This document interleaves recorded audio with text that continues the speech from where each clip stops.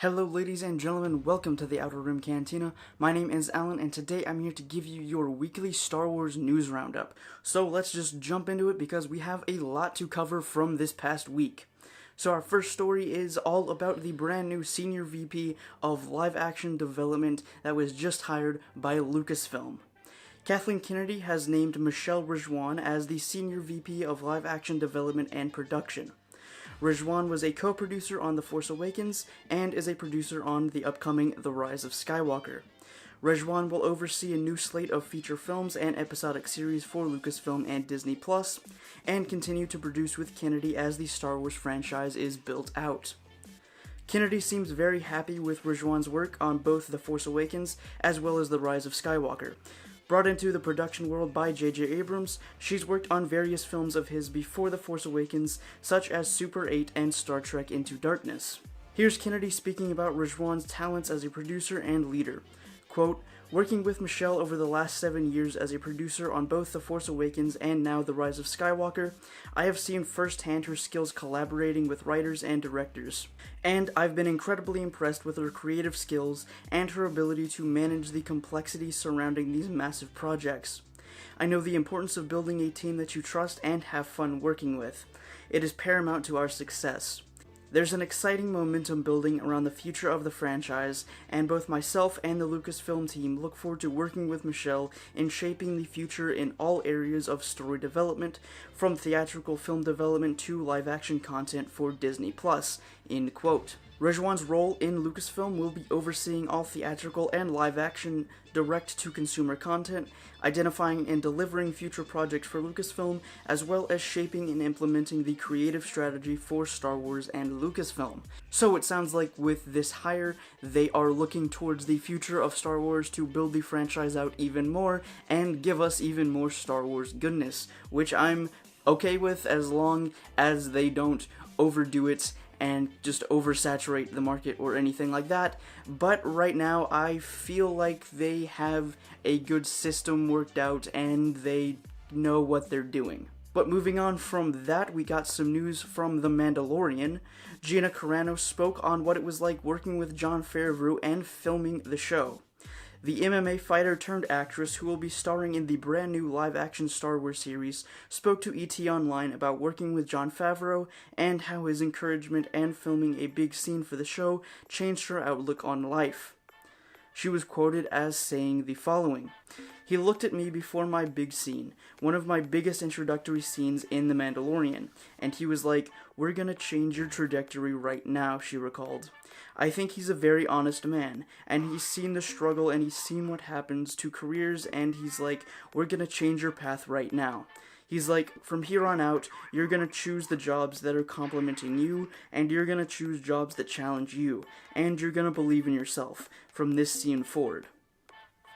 I was welling up with tears, and I went out and I crushed the scene, and it was like a scene when I first read the script. I was like, oh gosh, this is more than I've ever been given. How am I going to do this? And then, with him, Favreau, I really trained for it, and I really was present. He believed in me, and it helped me believe in myself.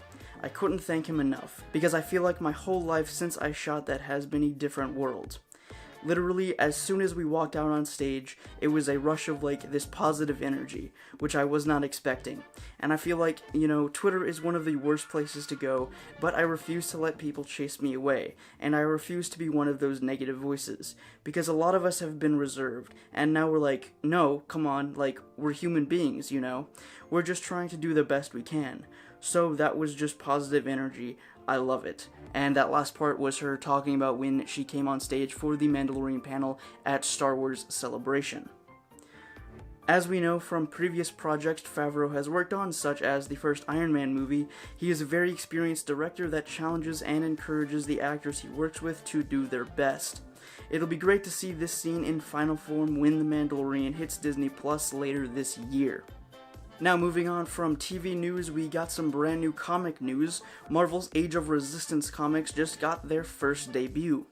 The covers and synopsis for all 4 one-off comics for the Age of Resistance line have just been revealed. The final series in Marvel's Age of miniseries that started with Age of Republic.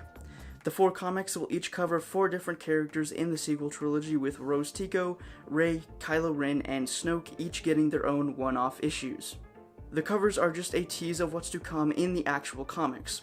You can check out the synopsis for them on StarWars.com, or if you want to avoid spoilers like me, just wait for the issues to be released in September. I'd love to know which issue you're most excited for down in the comments. Personally, I'm excited for the Snoke issue, which will show us how Snoke corrupted Ben Solo and made him into his apprentice. And in some book news, Thrawn Treason just got its convention-exclusive cover revealed. Del Rey released the image on Twitter this week, which shows Thrawn sitting down, but not alone. Behind him stands an army of red-eyed chiss ready to help him take over the galaxy. Going on sale July 23rd, if you're heading to San Diego Comic-Con, you can snag this exclusive color along with an enamel pin featuring Thrawn's Star Destroyer and an exclusive Yoda tote bag. To get yourself this exclusive copy of Thrawn Treason, just follow these steps provided by Del Rey. Number 1, a wristband from booth 2913U is required for purchase. Distribution will begin each day as soon as the show floor opens to the first attendees. Choose a wristband for either the hardcover edition, audiobook edition, or both.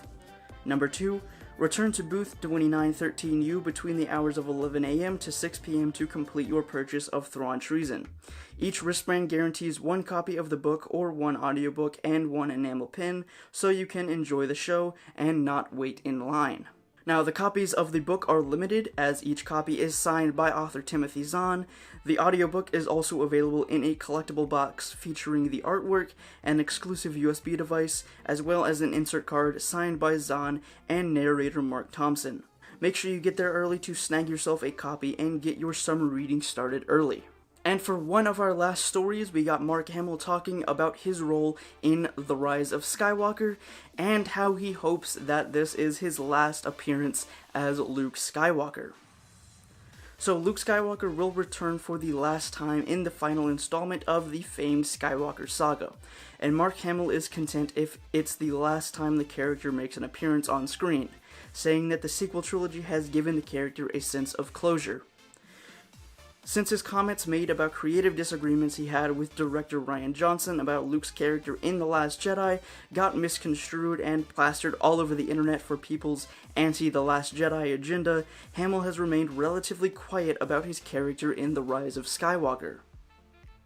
He did, however, open up to the Associated Press at the premiere of Child's Play, which he voices the killer doll Chucky, and said in a joking tone, quote, "Well, because Luke Skywalker had closure in the last one.